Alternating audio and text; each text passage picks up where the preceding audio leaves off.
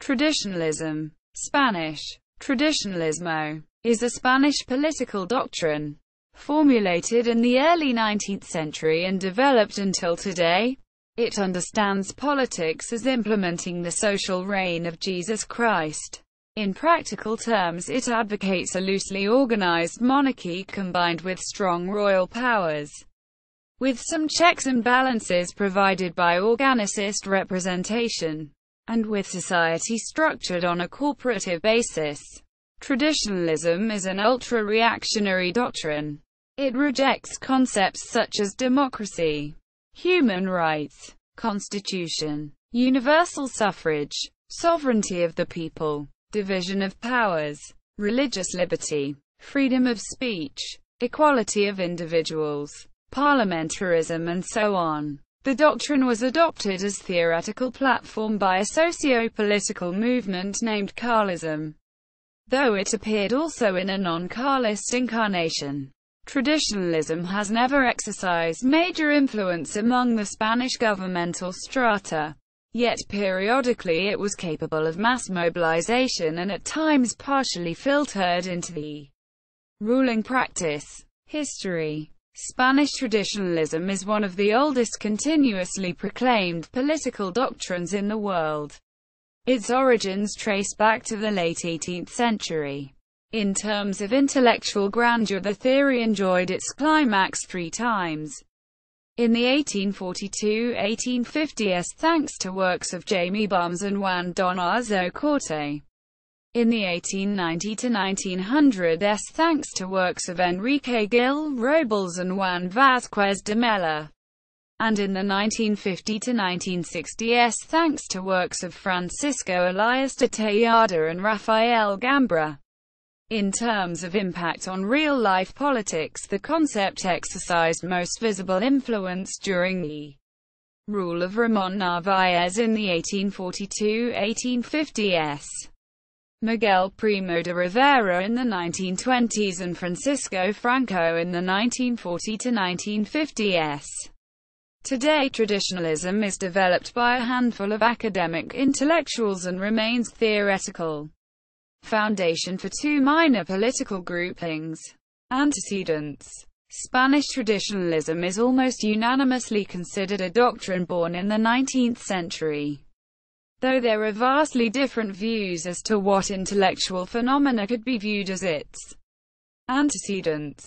Apart from isolated cases of going back to pre-Christian times, the most far-reaching perspective is the one which identifies the roots of traditionalism with beginnings of Spanish political tradition.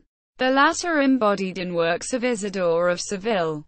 Together with works of other minor Spanish medieval scholars, it reportedly enjoyed its climax in the 16th century. From Fernando de Roa to Antonio de Guevara to Juan de Mariana, and laid foundations for traditionalist understanding of power and politics, derived from Christian and natural order.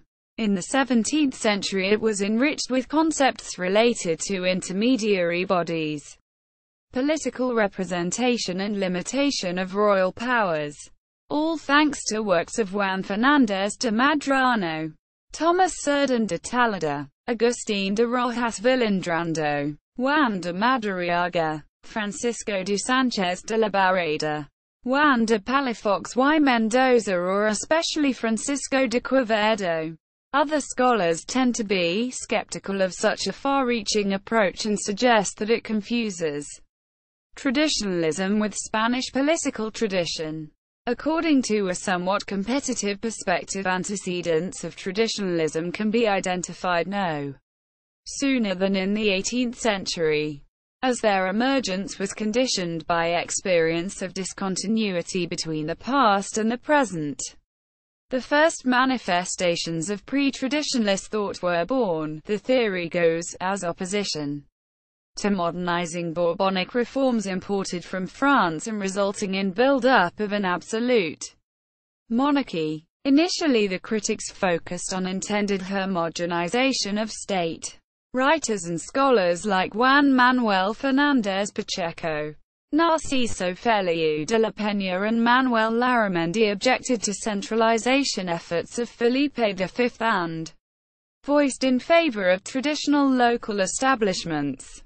In the mid-18th century, the criticism shifted to technocratic mode of governing. Andrés Pica Arrufat, Nuixta Pepina brothers and especially Fernando de Ceballos y Mir confronted rising despotismo ministerial, perceived as a result of arrogant enlightenment. Indeed, some scholars emphasize the anti-enlightenment spirit of 18th-century traditionalists. Others prefer to underline rather their anti-absolutist stand. In none of the above cases a concise lecture of competitive political theory was offered. Instead, the authors listed consciously exploited multifold differences between the new system and traditional Spanish establishments. Both the above perspectives are rejected by scholars sharing perhaps the most popular theory, namely that one cannot speak of traditionalism prior to the French Revolution. It was the 1789 events in France which triggered antecedents of traditionalism, a theory founded on the concept of counter-revolution. Within this perspective it is the revolution, not absolutism, that formed the key traditionalist counterpoint of reference. The proponents listed are Lorenzo Hervas Panduro, Francisco Alvarado y Tellez, Diego José de Cádiz and Rafael de Villacuteliz. The refutations of revolutionary concepts were based on Spanish political tradition and offered first components of what would later become a traditionalist doctrine.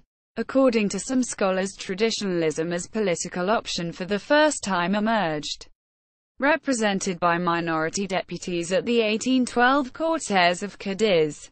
A document considered by some the first political lecture of traditionalism is the 1814 Manifiesto de los Perses, the following ones to be mentioned having been the 1822 Manifiesto del Barón de Arols and the 1826 Manifiesto de los Realistas Puros.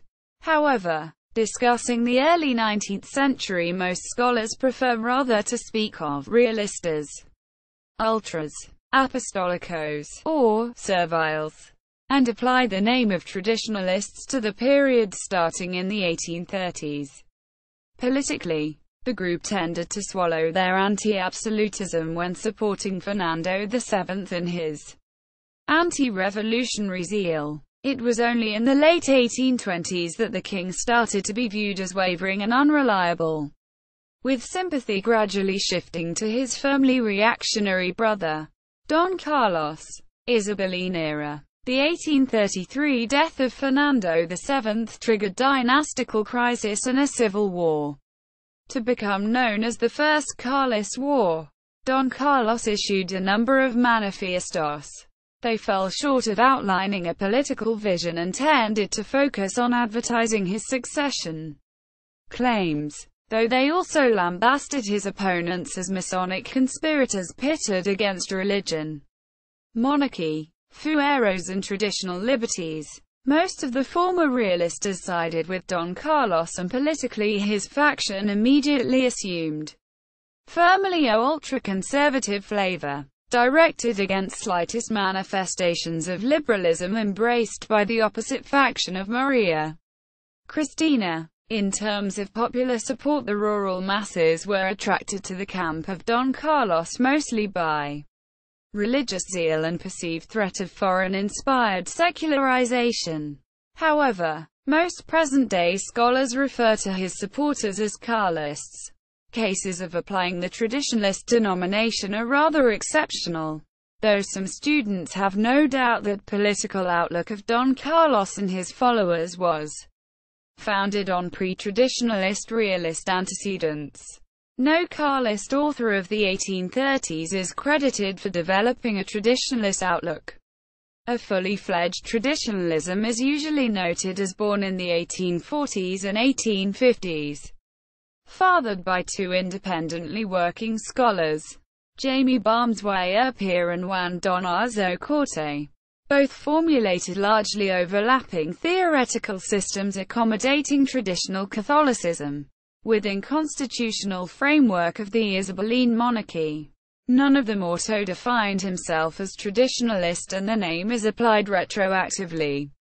Politically, Barnes sought rapprochement between the Carlists and the Isabelites. Due to his somewhat eclectic background and conciliatory efforts, his vision is named Traditionalismo Evolutivo.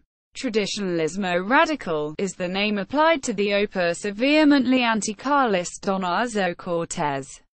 Radical refers mostly to acknowledgement of a would-be dictatorial regime, acceptable in case everything else fails and an apocalyptic socialist threat is imminent. A clear echo of the 1848 events in Paris. Unlike Barnes, Don Arzo was read and known across Europe, including politicians like Metternich, though in the official Spanish diplomatic service, Don Arzo held no important state jobs, built no strictly political following, and his impact on daily politics was visible but not decisive.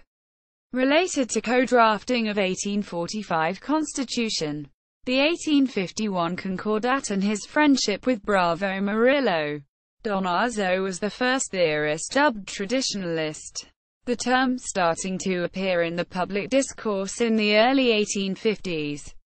The Carlist version of traditionalism was developed mostly by a vast array of periodicals, headed by La Esperanza and its chief, Pedro de la Hoz. The first complete Carlist lecture of traditionalism, by some considered the first complete lecture of traditionalism at all, preceding those of Barnes and Don Arzo, is supposed to be the 1843 work of Magan Ferrer. Other authors who ventured to offer a more systematic lecture, like Vicente Poe, did not make a major impact.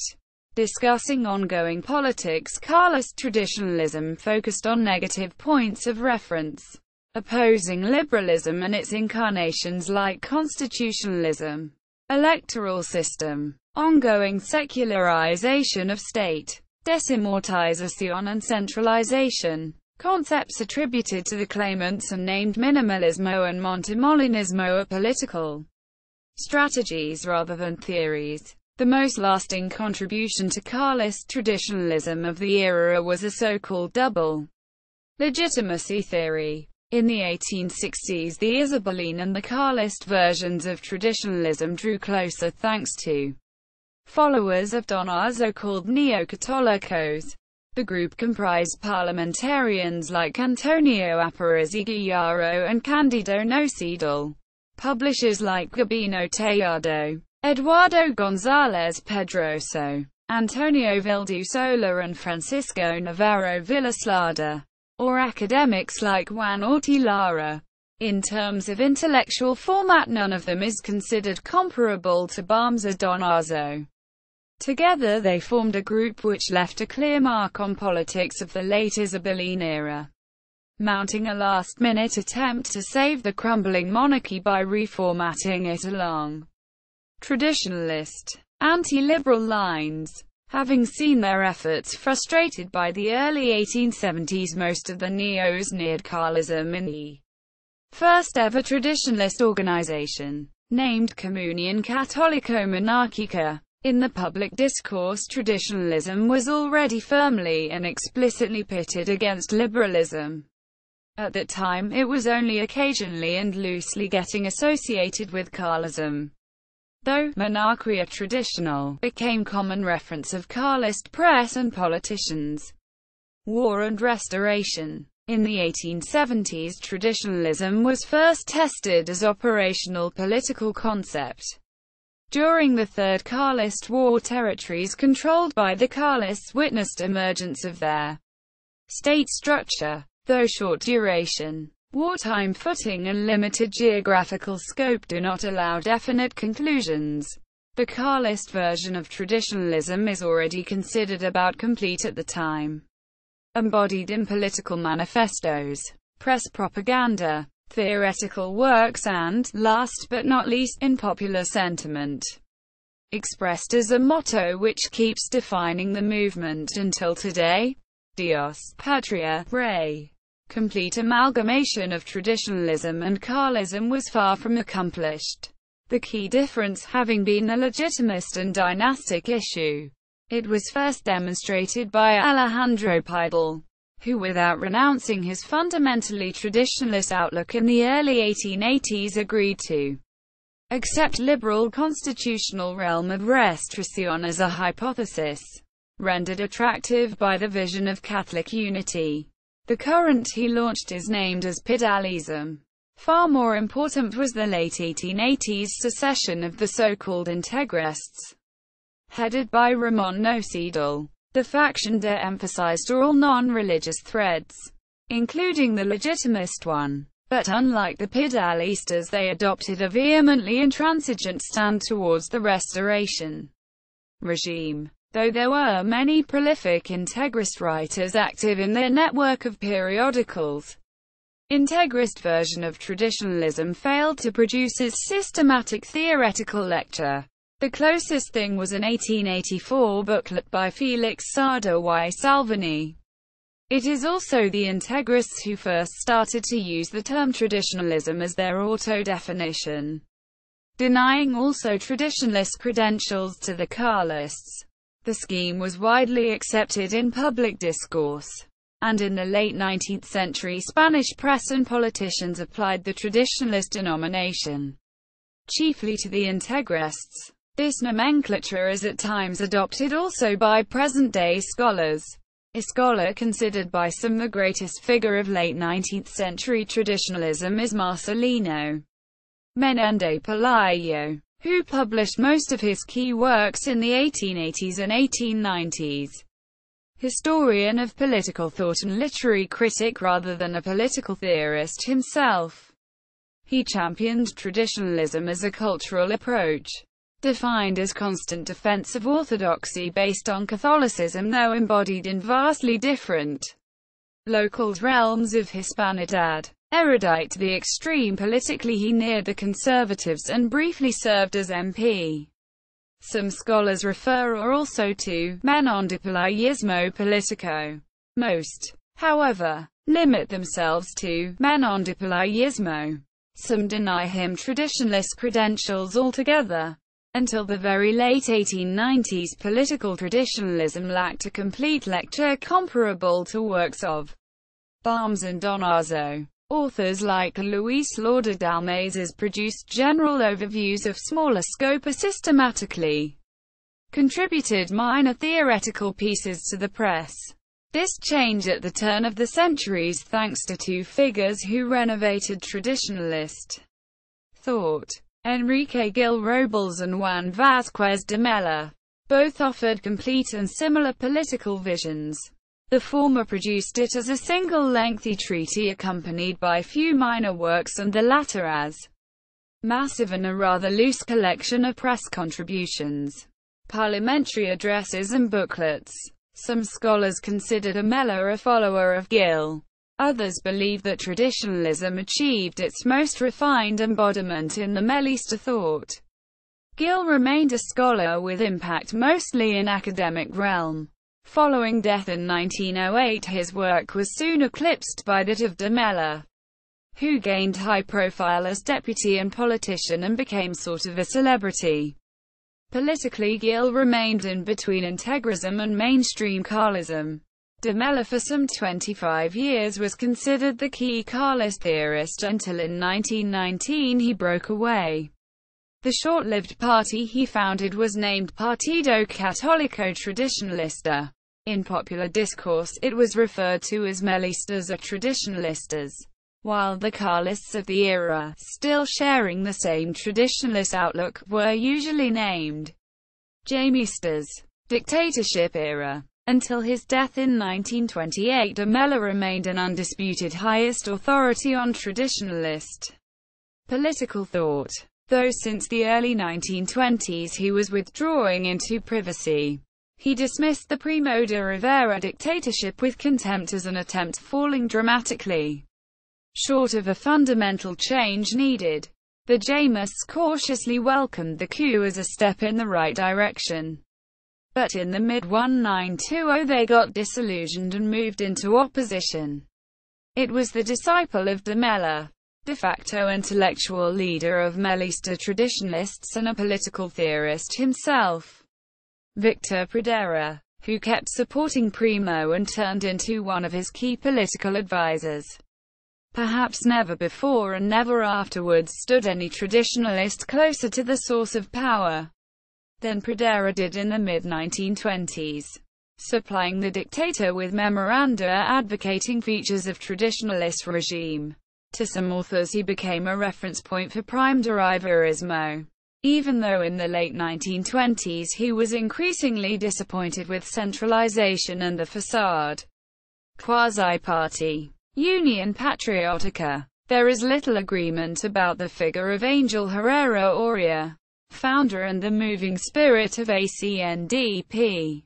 Some students consider him representative of Catholic traditionalism rooted in Barmesian and Menondepolista schools. Others set to him on the antipodes of traditionalism, noting that minimalist, democratic and accidentalist format of his activity should be rather associated with modern Catholic groupings.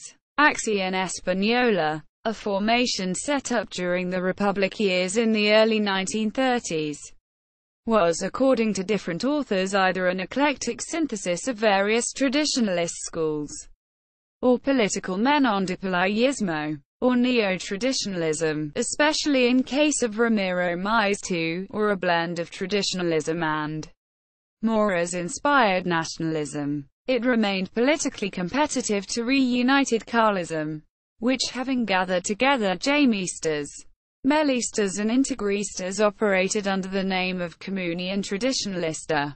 Traditionalist references are at times applied to CEDA. Upon the 1935 publication of his key theoretical work, Pradera emerged as the new intellectual champion of traditionalism. Outbreak of the Civil War triggered the emergence of some redefinitions of traditionalism and two major synthetic works by Luis Hernando de Larramendi and Marcial Solana González Camino. The late 1930s and 1940s, however, contributed rather to general bewilderment in the traditionalist camp.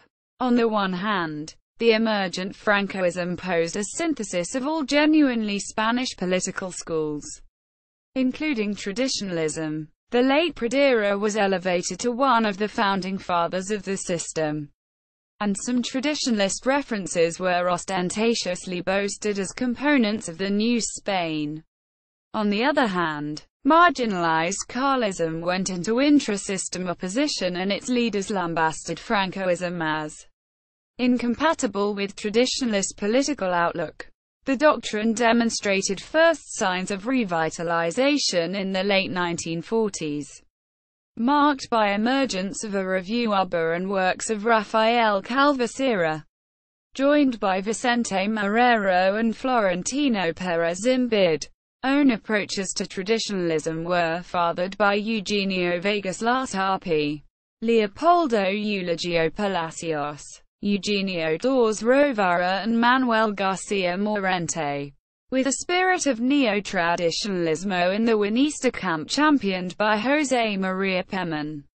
In the mid-1950s a Carlism-related breed of traditionalist theorists entered the scene, and it is they who for the third time brought traditionalism to its highest intellectual standards. The one who stands out is Francisco Elias de Tejada, mostly a theorist of law, though also a historian and theorist of political thought. Rafael Gambri Ciudad is perhaps best described as an anthropologist. Juan Valle de Goytisolo and Alvaro Dawes Perez Piss made their names as jurists and philosophers, and Francisco Canals Vidal excelled as philosopher, theologian and historian. Their numerous works, some of them monumental in size, appeared mostly during the 1960s and 1970s, their scale and refined in-depth scope contrasting sharply with demise of traditionalism as a political force. Present days Following the death of Franco, traditionalism remained on the sidelines of national politics. In the late 1970s, numerous Carlist grouplets remained a third-rate extra-parliamentarian force, while traditionalism favored post-Francoist Union Nacional Española of Gonzalo Fernández de la Mora registered few deputies and disintegrated before 1980. Most traditionalist authors active during late Francoism remained active also after the fall of the regime. Some, like Goytisolo, Dorza Canals, published their best-known works in the late 1970s. In the 1980s or afterwards, they were joined by a new generation of authors, who started to publish in the last 2 decades of the 20th century. Most of them scholars rather than political theorists and militants. The best-known ones are a jurist and philosopher Miguel Ayuso Torres, historian Andrés Gambra Gutiérrez, and philosopher José Miguel Gambra Gutiérrez. Their contribution is mostly about systematization of existing heritage rather than about proposing own visions of political system. Though Ayuso's recent works on public power and constitutionalism form part of normative traditionalist discourse of politics, an own detailed and holistic view of traditionalism-based political organization for the 21st century. Spain was contributed in the late 1990s in a 3-volume opus by Ignacio Hernando de Larramendi, but it made little impact even within the traditionalist realm. A rather derogatory term, neo-traditionalismo, has been coined to denote 21st century traditionalist approach to Carlist history. The institutional traditionalist realm itself is made of a number of institutions, periodicals and other initiatives. Politically it is headed by 2 groupings, Comunión Tradicionalista Carlista and Comunión Tradicionalista. The key differences are that the former does not admit allegiance to any claimant or dynasty, while the latter supports leadership of Sixto Enrique de Bourbon, and that the former remains firmly within Vatican-defined orthodoxy while the latter is highly sympathetic towards the FSSX format of Catholicism. Both maintain their websites and social media profiles, issue bulletins, organize various types of public events and at times take part in elections. Key non-political institutions more or less flavored with traditionalism are Fundación Ignacio Larramendi, Fundación Elias de Tejada, Centro de Estudios Históricos y Políticos General Zumalacárregui, Aragui, Consejo de Estudios Hispánicos Felipe II, Fundación Spiro and Fundación Luis de Trelles. They issue own periodicals, stage cultural events, organize scientific conferences and remain active in cyberspace. Some of them maintain publishing houses and award prizes. Among numerous ephemeral periodicals and mostly electronic bulletins, Tradition Viva, Ahora, the ones which stand out for continuity and quality of verbo, and Alda Fundación Francisco Elias de Tejada, Aportes and Fuego y Raya.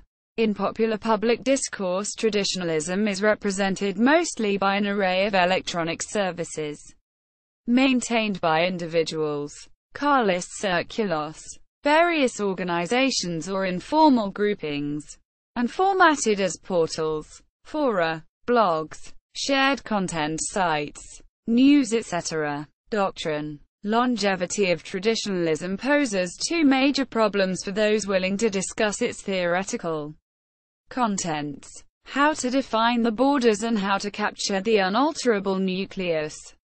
In case of outward-leaning scholarly approaches, the theory is defined very broadly and the term traditionalist could be applied generously also to personalities like Fernando VII or Francisco Franco. In case of inward-leaning approaches, the theory is narrowed generally to Carlism, though in some cases even down to its branches. Scaled down to a non-reducible minimum. Traditionalism is politics understood as implementation of social reign of Jesus Christ.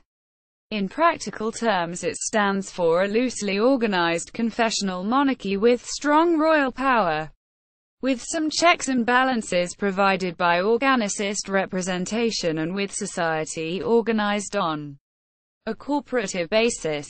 Origin of power and monarchy.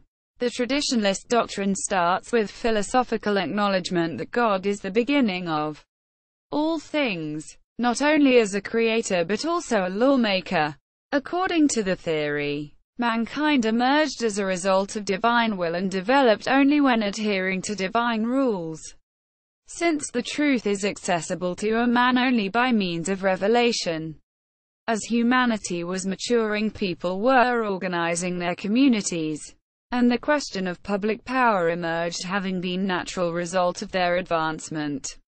Some traditionalists presented the process as social structures built from the bottom until topped by institution of a monarchy. Some prefer the option that people entrusted power to kings. This way or another, legitimate monarchical power was presented as resulting from human and social development in line with godly spirit. Natural law declared a source of royal legitimacy. The original political sin of a man was defined as looking for law beyond revelation, which led to human usurpation. Attempts to define own rules, the traditionalist reading goes, produced emergence of illegitimate political regimes. Examples are despotic tyrants who claimed own legitimacy, as societies who declared themselves the ultimate source of power. At this point, Carlist theorists advanced their own dynastic theory, denying legitimacy to descendants of Fernando VII. Monarchy not always has been treated in traditionalist thought with the same emphasis. In general, the focus on royalty decreased over time, while the cornerstone of theories launched in the mid-19th century. In the mid-20th century it gave way to society as an object of primary attention. As exception there were also theorists counted among traditionalists who remained close to adopting an accidentalist principle. However, it is generally assumed that monarchism formed one of the key points of the theory, with monarchy approached as an ultimate and united social body and not infrequently viewed in transcendent terms, as a king was supposed to top the political structure. In general, sovereignty was placed exclusively with him. Most traditionalists claimed that fragmented sovereignty, e.g., shared with a nation or its representative bodies in constitutional monarchy, is not possible. Though some claim that while a king enjoys political sovereignty, a society enjoys a separate social sovereignty, understood as capacity to govern itself within limits traditionally developed for its components. Traditionalist concept of monarchic rule embraced a doctrine of integral and undivided public power.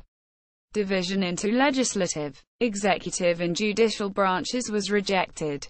In some writings this is literally referred to as absolute rule, which prompted some historians to conclude that traditionalism was a branch of absolutism.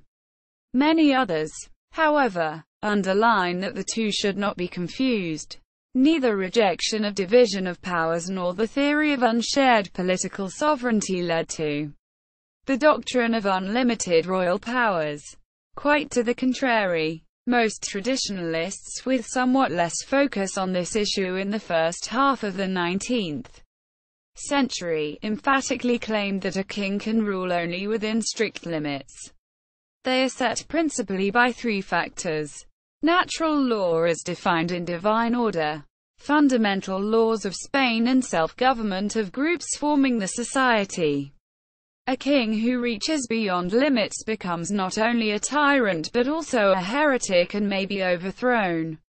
Religion. The traditionalist political doctrine is theocentrist.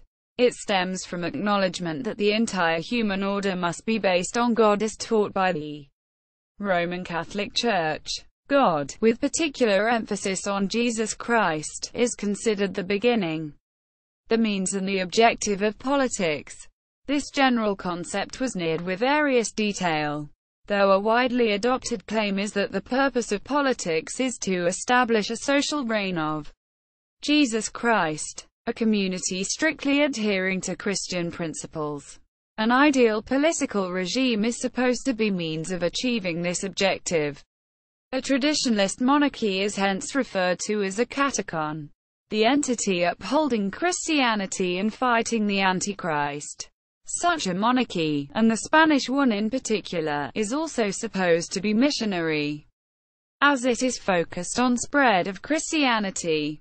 Some traditionalist theorists considered this feature the very nucleus of Hispanidad, a metaphoric soul of Hispanic cultural tradition.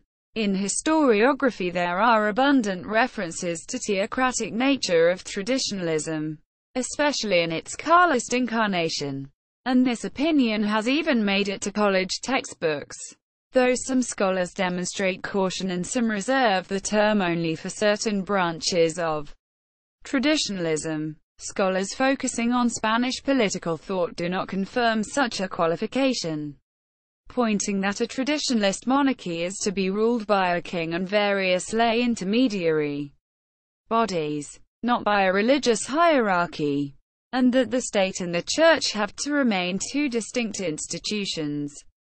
Traditionalist theorists emphatically confirmed that a state must be based on Christian orthodoxy, that politics and religion are inseparable in terms of their principles, and that the church might and should influence politics. But their prevailing opinion was that the church should also stay clear of exercising direct political power. However, in terms of praxis, traditionalists advocated a number of arrangements endorsing churches' participation in power structures, be it re-establishment of the Inquisition in the early 19th century, a default presence of hierarchs in bodies like Cortes, a royal council later on, though distinct and independent as institutions. The state and the church are not supposed to be separate. The traditionalist monarchy is a confessional state, with church enjoying political, economic and otherwise support of the state, and the state enjoying pastoral support of the church. The church is supposed to retain economic autonomy. Expropriations of religious properties, carried out in mid-decades of the 19th century, were viewed as assault on fundamental laws. Certain areas of public life, especially culture and education, were approached as jointly controlled by state and church, though visions as to specific regulations might have differed. Common public orthodoxy requires that no freedom of religion or freedom of press is allowed, though confessions other than Roman Catholicism are admitted if practiced in private. The traditionalist vision of religion and church was incompatible either with conservative, liberal or Christian democratic principles, lambasted as anti-Christian and revolutionary. In the mid-20th century it also proved incompatible with the official Vatican outlook, and release of Dignitatus Humanae was a major blow to Spanish traditionalism. Some of its pundits remained at the verge of breaching loyalty to the popes, and there were even signs of traditionalist anti-clericalism emerging. Until today, one of the two traditionalist political groupings remains highly sympathetic to religious traditionalism of FSSPX, which proves that though traditionalism at times approached to ultramontanism, they can by no means be equaled. Non-Catholic traditionalism has never taken root in Spain, though in the 1920s and 1930s some traditionalism-leaning theorists and politicians demonstrated sympathy for Moras-inspired concepts. Later on it was generally outwardly and vehemently rejected as left-wing ideas in disguise. State. Unlike the questions of monarchy or society, this of a state has usually been played down by traditionalist writers. The phenomenon has even prompted one of their present-day theorists to make a reservation that traditionalists are not enemies of the state. In fact, they saw state as a structure secondary and subordinate to a society and were careful to lambast all cases of reverting the order, be it idolatria moderna of Hobbes and Machiavelli or totalitarian 20th century regimes.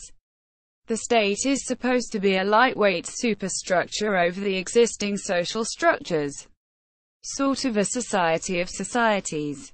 It is not embodiment of sovereignty in Bodinian sense, but rather a combined function of social components making it up. In most precise description available, a state can only exercise those rights which cannot be effectively exercised by intermediary bodies governing various social structures, typically tasks related to foreign policy, defense, money, justice, etc. The state's governing principle is this of subsidiarity or devolution. According to the traditionalist, a state, and the Spanish state in particular, developed in line with natural law in course of the centuries. It is hence defined by history and tradition. Whenever they refer to a constitution, they usually mean a historical process, not a documented set of agreed principles. The latter is generally deemed not only unnecessary but in fact unacceptable as embodiment of erroneous theories, chiefly this of a national sovereignty and this of a social contract. A state, as a function of society, is considered not a voluntaristic and contractual being which needs to be acknowledged in a formal deal. Its principles are defined by traditional fundamental laws which are not an agreement, but a result of development occurring in line with natural order. In case of some theorists, the above principles were approached somewhat flexibly. Few traditionalists tended to view constitutional document as embodiment of traditional development and contributed to their drafting. In case of Spanish traditionalists, the relationship between a state and Spain has been somewhat vague, given their emphasis on traditional social components and local identities in particular. Spain was not necessarily identified with a Spanish state. Independent political entities existing on the Iberian Peninsula in the medieval era are deemed part of Spain, which might also be the case of Madrid-controlled territories elsewhere in Europe or Spanish possessions overseas, at times envisioned as a confederation. It is fairly frequent to encounter traditionalist references to the Spain's Las Españas, at times divided into peninsulas and ultramarinas, as a principal multi-state point of reference and as a fatherland, though over time they became more and more of a cultural reference, pointing to tradition of Hispanidad. Within this perspective, the imperial dimension is ignored or rejected, with focus not on conquest and subordination, but rather on community and shared values. At this point, Hispanic cultural tradition is combined with missionary role of the Spanish monarchy, rendering one of the cornerstones of traditionalist idea. Patria, rather vague and definitely not tantamount to a state. Society. Society did not elicit major interest of early traditionalist theorists, or at least their interest was not formulated in terms of society, formatted rather as a discourse on tradition forming the community. It was in the late 19th century that the question of social fabric emerged on the forefront, which it keeps occupying until today. Its understanding is founded on the concept of organicism. Society is formed by a multitude of functional and natural communities, family being the primary and most important component, and is not a set of individuals. These communities are described as joined in a multi-layer structure organized by teleological principles, hierarchic and constantly interfacing with each other. Individuals are first and foremost expressed as members of those communities, not as their own selves, as a man does not exist in isolation. Traditionalists pitted their vision of society principally against the liberal one, supposed to be based on erroneous principle of individuals and the liberties exercised in pursuit of their own self. The concept of human rights is dismissed, Another key difference between traditionalist and non-traditionalist, especially liberal visions of society, stemmed from an idea of a social contract, a concept deemed absurd as by default subject to rejection. The traditionalist society was formed in course of historical development. One more point of contention was that a traditionalist society was united by common orthodoxy. This is, a Roman Catholic one, while a liberal society was merely a technical mechanism allowing compromise between many normative moral systems. Finally, the traditionalist ideal was a hierarchical sociedad estamental, the concept initially pointing to feudal understanding of the estate system, later developed by different authors with varying degree of detail into more complex systems of social groups, dubbed strata, classes, corporations, etc. They were united either by functional role or by their specific interests. This perspective emphasized hierarchy and roles as opposed to emphasizing mobility, when all individuals are equal and can theoretically fit in anywhere. A theory developed in the late 19th century was that of a social sovereignty. It claimed that communitarian components of the society standing between an individual and a king, named cuerpos intermedios, are fully autonomous and self-governed within their own limits. Neither king nor state nor political administration were entitled to tamper with them and were restrained in their powers by those very autonomous establishments. Effectively, this concept rendered traditionalist states sort of a federation of geographical entities, professional groupings or functional associations, each of them governing itself as opposed to a society regulated by increasingly homogeneous, universal rules. In the early 19th century, this resembled more of a patchy feudal structure pitted against uniformity-driven modernization projects. In the early 21st century, it seems rather comparable to devolution, subsidiarity and neo-medievalism in the postmodern incarnation. Social sovereignty should also not be confused with national sovereignty. In traditionalist thought, nation was a marginal concept, deemed originating from revolutionary fallacy and conveying defective theory of legitimacy built from bottom up. If used, the term nation stood for community united by common tradition rather than by ethnicity, as people were falling not into various nations but rather into various traditions or, according to some, into various patrias. Representation. Though according to traditionalist reading all political sovereignty rests with a king, his powers are limited and he is not considered free to declare his own understanding of these limitations at will. He is supposed to take into account the opinion of cuerpos intermedios.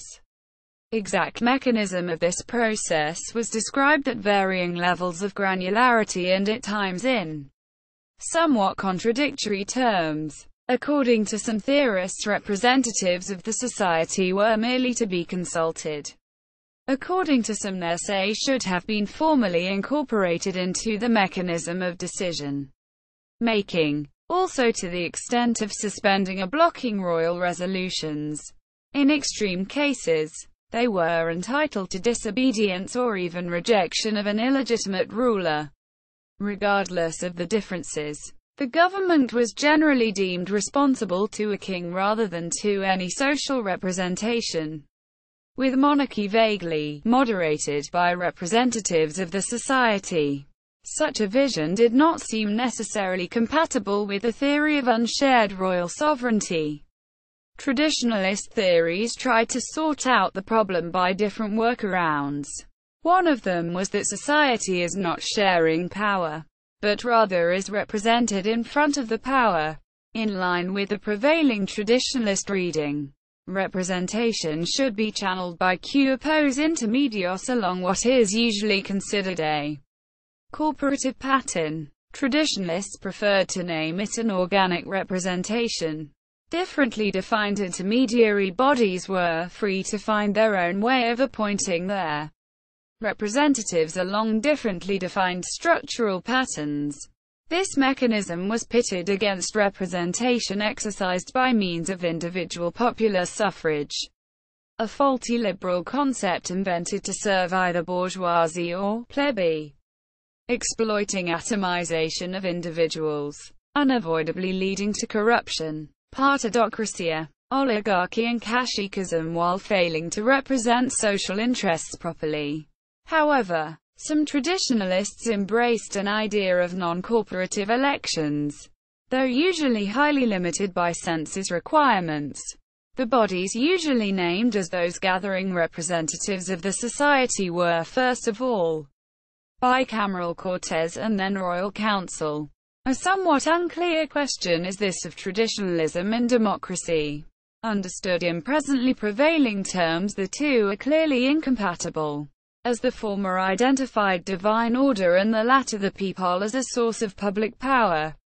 Also in terms of praxis, most traditionalists generally rejected democracy as unstable and non-functional system, and at the level of popular public discourse, traditionalist press have usually denigrated democracy. However, some key theorists admitted that it might be operational at the lowest community level, e.g., in case of a municipio.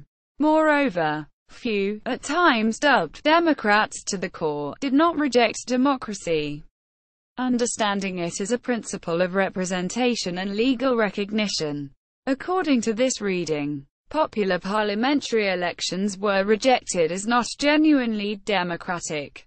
Similarly vague is traditionalist approach to dictatorship, in principle fiercely hostile to tyrannical or despotic regimes exercising power beyond appropriate limits. Some traditionalist theorists acknowledge the sovereign right to coerce and agreed, usually as a last resort applicable in extremis, to dictatorial rule. Some have even developed own theories of dictatorship. The one of the 1840s was resemblant of a Praetorian praxis, while the one of the 1920s was far closer to an authoritarian paradigm. Fueros. Technically speaking, territorial entities were just one out of many types of intermediary bodies making up a society. Indeed, in early traditionalist writings they did not enjoy particular prominence, and according to some scholars they were rather ignored. Traditionalist embracement of separate local legal identities was proportional to modernizing efforts of liberal governments, which in course of the 19th century systematically did away with feudalism-rooted, territory-specific establishments which prevented homogeneity of a modern state. The subject of fueros, traditional regulations specific to some if not most areas, started to feature in the 1840s in the Carlist rather than non-Carlist breed of traditionalism. By the 1870s it grew to a prominent issue. By the late 19th century, re-establishment of the fueros became one of the cornerstones of the entire theory, and it remains so until today. In the full-blown doctrine, fueros are considered primary rules constituting the state and by no means sort of a privilege granted by central authority to specific territorial entities. Fueros might be applicable to any sort of entity from a municipio to a region, though some theorists focused rather on smaller provinces and some rather on larger regions. According to traditionalist reading, identical set of specific regulations is not applicable across all entities forming a specific category, e.g., across all the provinces. Fueros are entity-specific, which means that one province might enjoy some establishments which are not in force in another province. This mechanism reflects a theory that fueros are legal embodiments of local identity which goes far beyond juridical regulations. It is composed of common history, culture and habits. Traditionalism has always struggled to make sure that its understanding of local identity is not confused with not necessarily identical concepts. The closest one is fuerismo. a term at times adopted by the traditionalists. Similarly focused on fueros but made distinct by its limitation to Vascongadas and Navarre, by downplaying the Spanish link and by revindication of pre-1868, but not earlier laws. Similarly close is regionalismo, though traditionalists were cautious to endorse only regionalismo foralista and to dismiss regionalism based merely on geographic or economic principles. Federalism is also a term accepted by many traditionalists, as even the key of them auto-defined themselves as federalists, advocated regional federalism and declared Spain a federation of regions. Some were longing rather for a confederation. Others, however, were cautious and viewed federative solutions as technocratic, let alone a specific trend within Spanish liberalism which embraced federative solutions. This is even more so in case of cantonalism, a theory advanced briefly in the mid-19th century by radical liberal left. Autonomous solutions were in principle rejected as reflecting the erroneous top-down logic and putting a state before a local entity. Some also viewed autonomy of Catalonia, a Basque country, as anti-foral because fueros were province-specific. In practice, traditionalists remained highly divided. Both in the 1930s and 1970s, some supported and some opposed autonomous regulations discussed. The 21st century traditionalist theorists criticize current praxis of autonomy as increasingly infected with rationalist mentality and positive law. Finally, separatism is mutually viewed as clearly incompatible with traditionalism.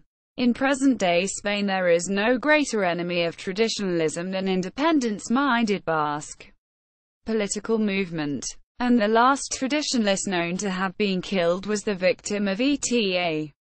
Economy. As a political doctrine, the Spanish traditionalism did not develop its own economic theory. Explicit references are rare, either very general or very fragmented.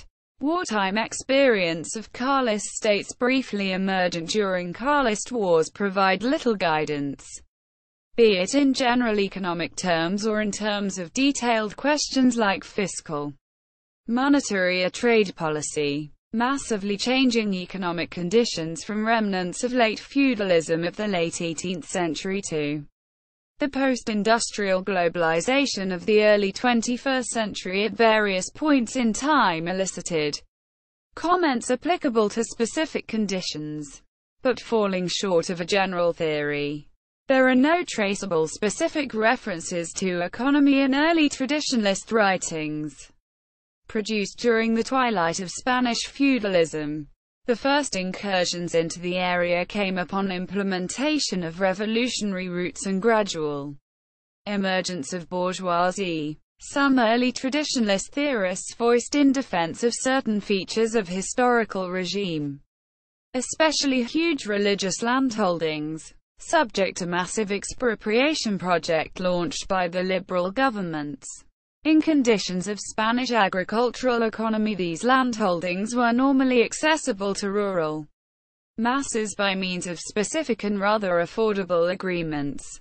New bourgeoisie owners reformatted usage of the plots on a purely commercial basis. The result was emergence of traditionalist sentimientos radicalmente anticapitalistas, directed against the new agrarismo militante. Similarly unwelcome was the 1834 abolishment of guilds. Bodies advocated even 100 years later. Finally, opposition to doing away with feudalism-rooted local customs, fiscal exemptions or other local tariffs, and popular rather than theoretical hostility to urbanization and industrialization by large, pitted traditionalism against the bourgeoisie realm. Few non-Carlist traditionalists accepted desamortización and in line with nascent capitalist order, declared individual private property an inviolable foundation of a society. Their efforts, typical for the mid-19th century, are summarized as attempts to fuse capitalist impulse with hierarchical structures of predominantly rural society. Gradually private property got fully embraced as a cornerstone of especially the rural economy, with mid-sized family holdings in Vascongadas and Navarre presented as an ideal economic milieu. However, it has never marginalized the concept of collective economy, be it in terms of ownership, usage or administration. In rural conditions it resulted in focus on commons like pastures, meadows and forests. In industrial terms it evolved into an attempt to replicate the family order in the setting of an industrial enterprise, with employers and employees united in a joint management formula, with rerum novarum accepted as a substitute for own traditionalist socio-economic recipe. In the first half of the 20th century some pundits have already declared that there was no other possible way of production than capitalism, though they might have also advocated redistribution of wealth as means to solve social problems. During Francoism, key Carlist theorists lamented vertical syndicates as pathetic distortion of the gremial system. But it seems that apart from Winistas, also they accepted premisas del neo-capitalismo, at least in the controlled free market ambience. Present-day traditionalist leaders at times admit their odio al capitalismo, and declare return to the old regime, though its designation remains highly vague. An official party program demonstrates technocratic approach, pointing towards a regulated and common good-oriented free market economy. Traditionalism and other concepts. Spanish traditionalism is a political theory with over 200 years of history. Traditionalists had to formulate their response to novelties like Declaration of the Rights of Man and of the Citizen of 1789 and the European Constitution of 2004. Traditionalism coexisted with numerous political concepts, maintaining firm position towards some and adopting more erratic course towards the others. Vehement hostility towards theories and political movements deemed revolutionary, especially liberalism, though also socialism, communism and anarchism, remained the backbone of traditionalist principles. In case of many other doctrines the relationship is not entirely clear, subject to different opinions of competent scholars. Confusion in popular discourse, a conscious manipulation in partisan political or cultural debate. Absolutism. There are not infrequent scholarly references to Carlist absolutism or absolutist traditionalism, usually applied to the early 19th century but at times even to the 1880. In case closer references are provided, they usually point to Manifiesto de los Perses, dubbed un verdadero alegato absolutista. Indeed, its article 134 contained a lengthy praise of monarquía absoluta and soberano absoluto. Moreover, in the late 1820s Don Carlos by all means seemed far more vehement defender of Antiguo Régimen than his brother Fernando VII. However, most scholars dwelling on traditionalism remain at least cautious when discussing its proximity to absolutism. The prevailing opinion is that the two offered highly competitive visions. Some relate birth of traditionalism to mounting dissatisfaction with increasingly absolutist reforms of the 18th century. Some see absolutist references in the Persian Manifesto as linguistic misunderstanding, since the paragraph in question is reportedly clearly aimed against absolute, unlimited monarchical power, standing rather for sovereign execution of undivided powers limited by divine law, justice and fundamental rules of the state. Some note that absolutism might have served as sort of incubus for traditionalism, as pre-traditionalists firmly stood by Fernando VII during his absolutist-driven purge of afrancesados, revolutionaries and liberals. However, while both aimed to restore Antiguo Régimen, The traditionalists dreamt of coming back to pre-Bourbonic regime, not to despotismo ministerial of the late 18th century. Through much of the 19th century and even late into the 20th century, the traditionalists kept underlining their equidistant stand towards both a constitutional and an absolute monarchy. In terms of substance, there were three major issues which stood between the traditionalists and the absolutists. First, the former stood by the Spanish political tradition while the latter embraced 18th century novelties imported from France. Second, the former rejected the principles of Enlightenment as ungodly human usurpation while the latter adopted them as theoretical foundation of absolutism illustrado. Third, the former considered the monarch entrusted with execution of powers limited by natural order, tradition and divine rules, while the latter tended to see him as a source of public power. Carlism. There is general and rather unanimous understanding both in historiography and in political sciences that traditionalism is heavily related to Carlism, though exact relationship between the two might be understood in widely different terms.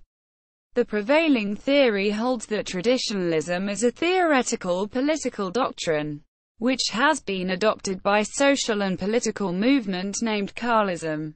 The version of this theory currently accepted by the Carlists themselves is that though not exclusively forming their outlook, traditionalism combined with a theory of dynastic legitimacy and a theory of Spanish historical continuity is one of three theoretical pillars of Carlism. In some concise definitions, traditionalism is simply presented as a doctrine of the Carlists. However, in detailed scholarly discourse, most students are cautious to underline that traditionalism appears in Carlist and non-Carlist incarnations. Some of them maintain that Carlism is the essence of traditionalism. Its proper case, in Aristotelian terms, pyro omicron sigma epsilon nu, or rather epsilon phi epsilon nu omicron sigma of traditionalism. Others present the opposite opinion, leaving no stone unturned in search for arguments that mainstream traditionalism was not Carlist.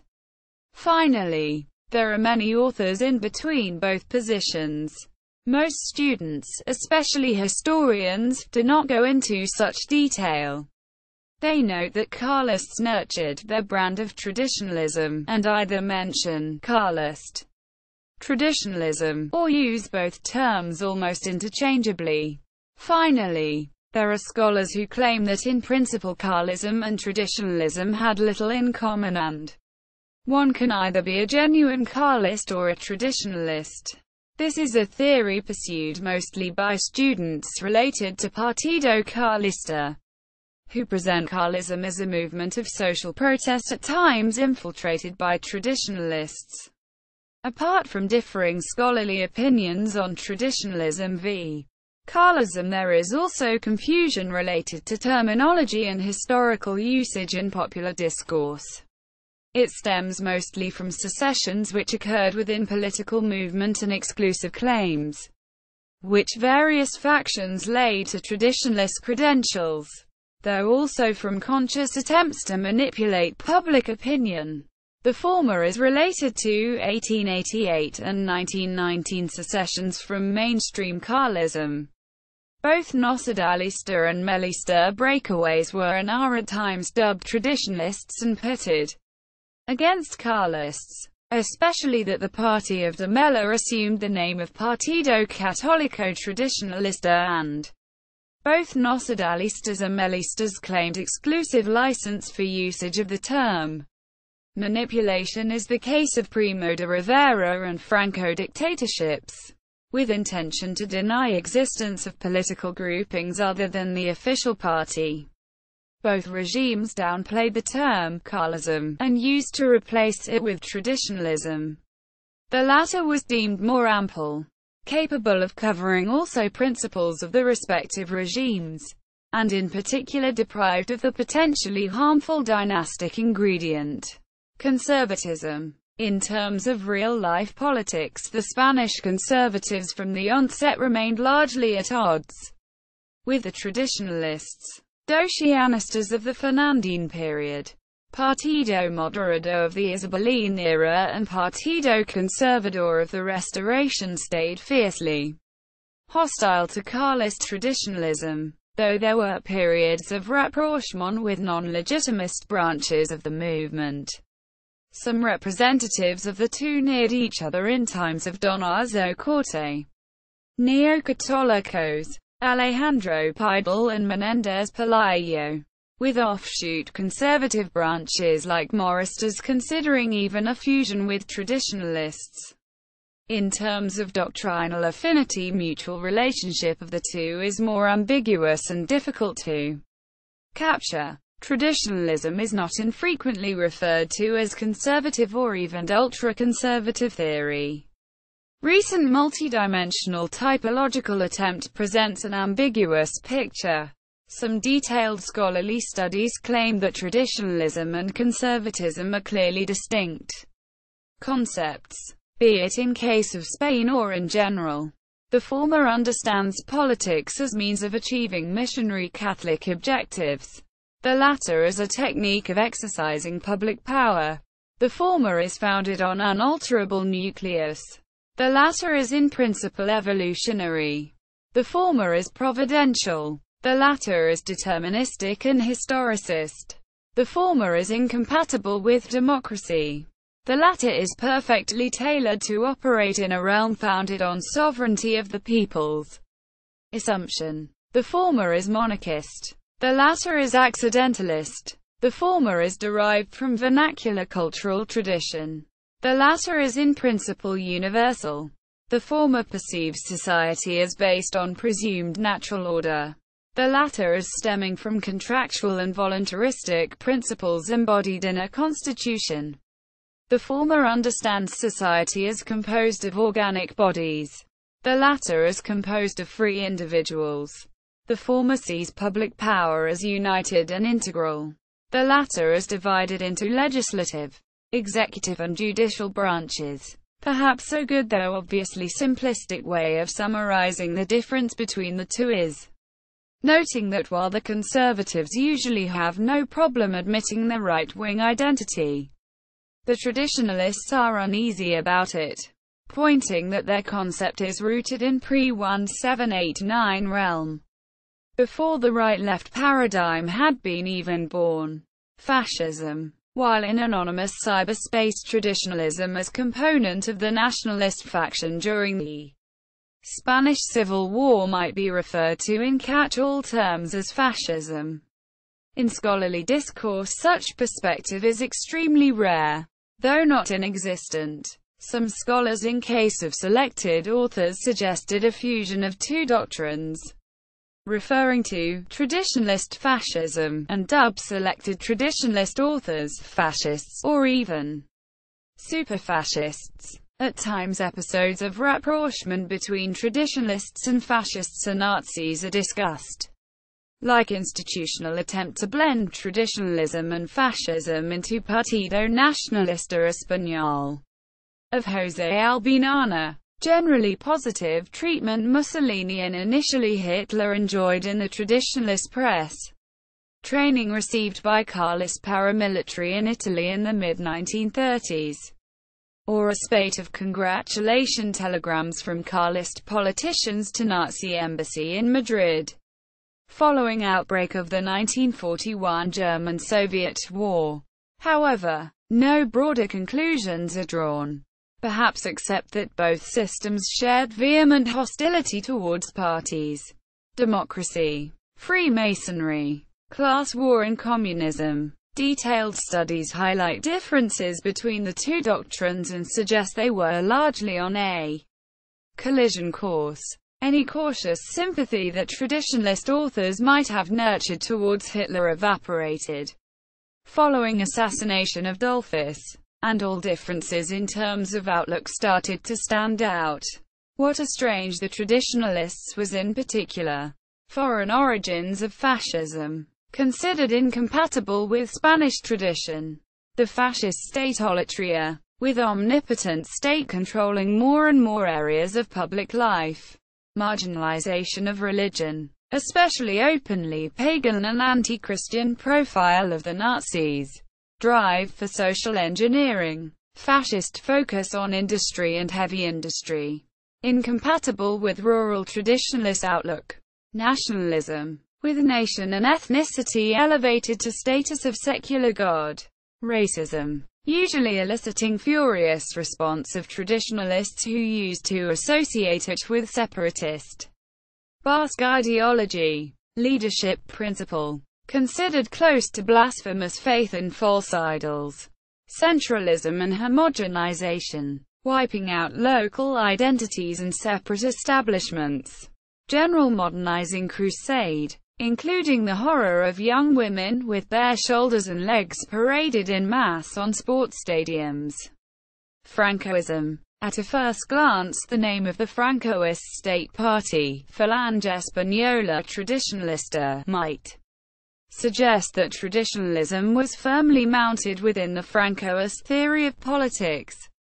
Indeed, there is almost unanimous agreement that traditionalism has heavily contributed to the Francoist political doctrine, this is, provided scholars agree there was such. Some conclude that once the regime emerged from its national syndicalist phase of the early 1940s, it was perhaps closer to traditionalist blueprint than to any other theoretical political concept. Others limit the case to the 1944 to 1957 period only.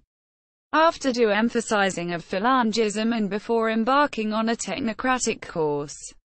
Former Acción Española theorists are credited for infusing traditionalist spirit, based on its pre-war Nacional Catolicismo version, into the country institutional shape, and for the 1958 adopted auto-definition of Francoist Spain as monarquía tradicional, católica, social y representativa. Key common features, apart from negative points of reference like democracy, plutocracy, socialism, communism, liberalism, parliamentarism, Freemasonry and so-called European values, would be organic vision of society, culture subjected to Catholic Church, corporative political representation and focus on Hispanic tradition.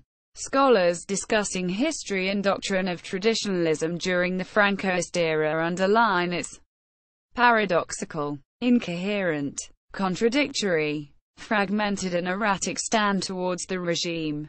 Thinkers related to Carlism kept claiming that the system built by Franco was entirely incompatible with traditionalism, pitting nationalism against non-ethnic patriotism, centralism against regionalism, homogenization against diversity, hybrid Cordillera against monarchy, omnipotent state and its de rigus me against withdrawn minimalist structure, monstrous single party against doing away with all parties, Cortes based on personal appointments against Cortes based on genuine organic representation, syndicalism against gremialism and church subservient to state against state subservient to church, plus charges related to changes of late Francoism, especially those related to technocratic spirit and religious liberty. The result was that politically, traditionalists failed to square the circle of forging a coherent stand versus the Franco regime. Their position ranged from violence and conspiracy to non-participation, intra-system opposition, conditional cooperation, endorsement and finally amalgamation. Nationalism. There are scholars who claim that initially clearly anti-nationalist. In the 1870s the Carlist breed of traditionalism started to approach nationalism. Few traditionalist authors at times defined themselves as Españolistas. Some of them, especially Pradera, are fairly frequently considered champions of Españolismo. Finally, the spirit of Nacional Catolicismo, both in its pre-war Acción Española and post-war Francoist incarnations, is at times defined as traditionalism enveloped in integral nationalism. Interestingly, some scholars relate traditionalism not to the Spanish, but to the Basque nationalism. The prevailing opinion, however, is that traditionalism has always been on collision course with nationalism, be it in 1801 or in 2001. Early nationalism stemmed from the French Revolution, supported by its ideological toolset, with sovereignty of the peoples at the forefront, and as such it represented an all-out challenge to traditionalist understanding of public power. Throughout most of the 19th century, the European nationalisms, German, Italian, Polish, elicited no support of the traditionalists, who related them to liberalism, Carbonarism, or various breeds of republicanism, and cheered their defeats at hands of the Holy Alliance. By the end of the century, the emergence of Basque and Catalan movements helped to formulate traditionalist response to modern nationalism. The response formatted in cultural terms of Hispanidad rather than in nationalist terms of Españolismo, as it seems that traditionalism might have served as incubus for Catalan and Basque nationalisms. And in the early 20th century, a number of individuals left traditionalism to become activists of peripheral nationalisms. They were viewed as traitors in traditionalism camp, receiving particularly venomous and hostile welcome.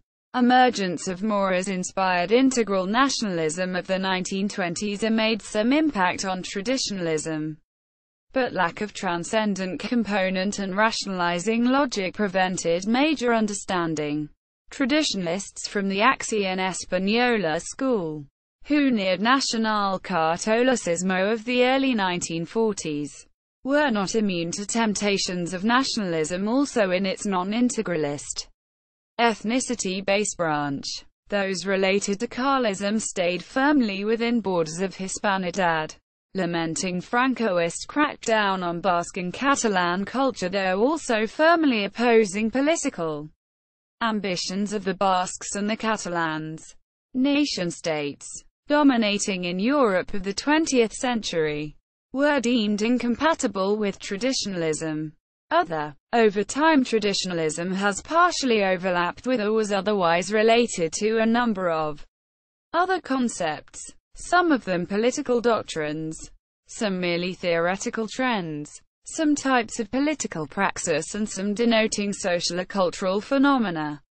They could be related to general political setting, contra-revolutionarios, reaccionarios, derechistas, religious issues, apostolicos, neocatólicos, ultramontanismo, lefebrismo, integrismo, clericalismo, national catolicismo, democristianos, territorial organization, federalismo, regionalismo, foralismo, furismo, cuarentaiunistas, anti-Trentenhuevistas, autonomismo, navarrismo, vasquismo, catalanismo, way of life and production, provincialismo, agrarismo, ruralismo, foreign policy, imperialismo, Iberismo, Germanophilia, Anglophobia, anti-Europeanism, monarchy, legitimismo, realism, Blanquisha de Spain,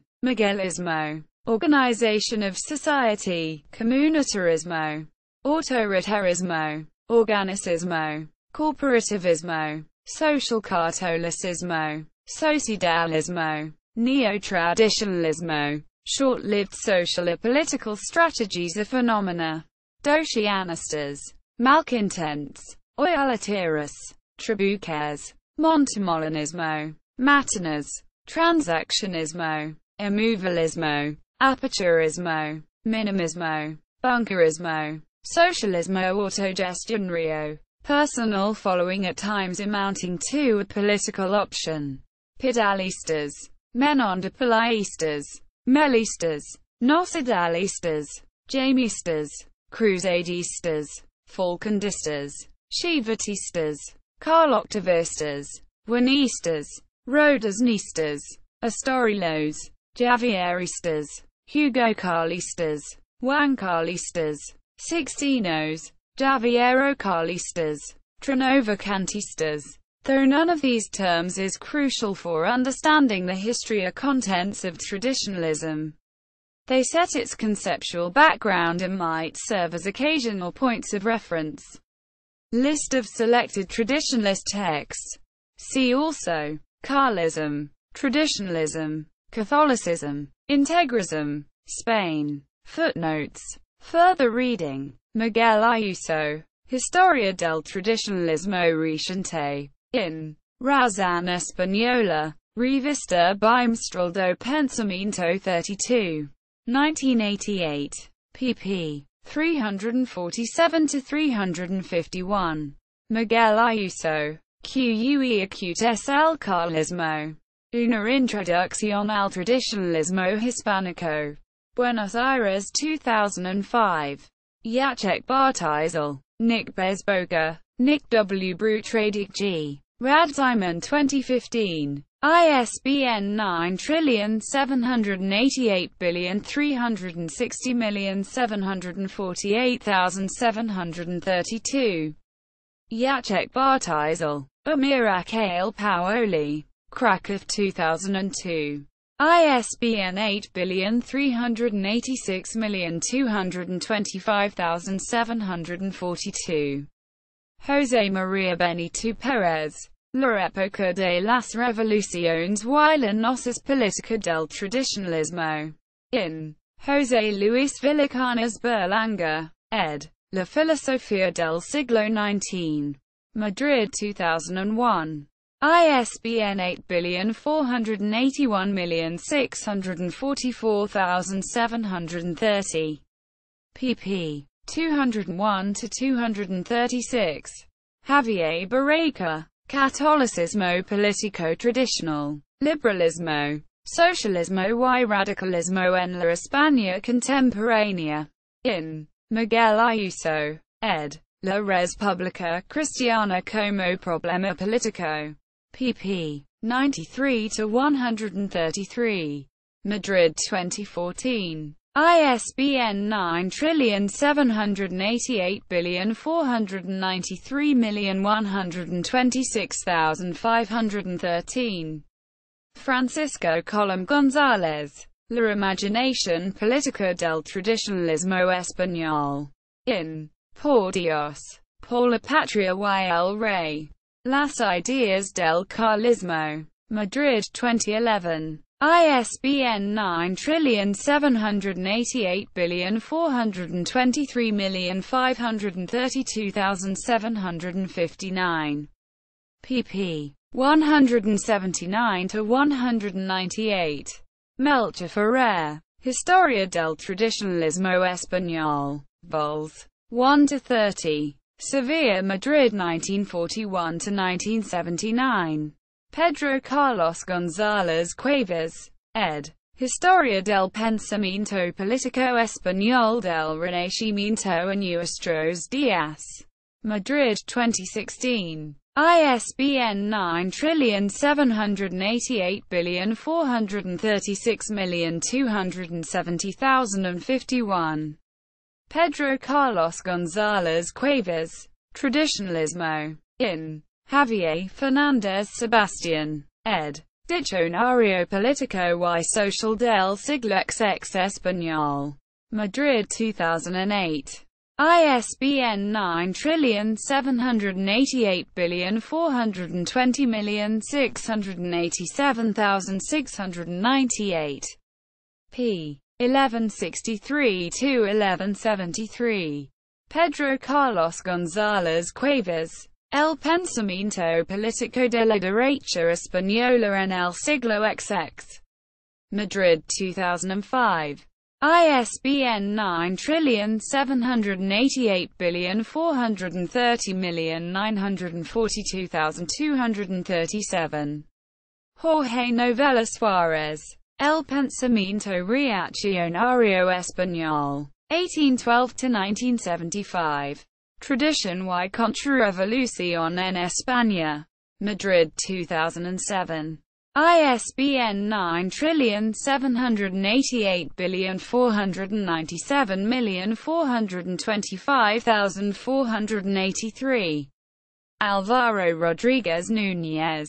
Traditionalismo. Carlismo y Catolicismo. In Razón Española. Revista Bimestral do Pensamiento 170. 2011. pp. 311-332. Alexandra Wilhelmsen. La formación del pensamiento político del Carlismo. 1810-1875. Madrid 1998. ISBN 9788487863318. Alexandra Wilhelmsen. La teoría del tradicionalismo político español. 1810-1875. Realism y Carlismo. In Stanley G. Payne. ed. Identidad y nacionalismo en la España contemporánea.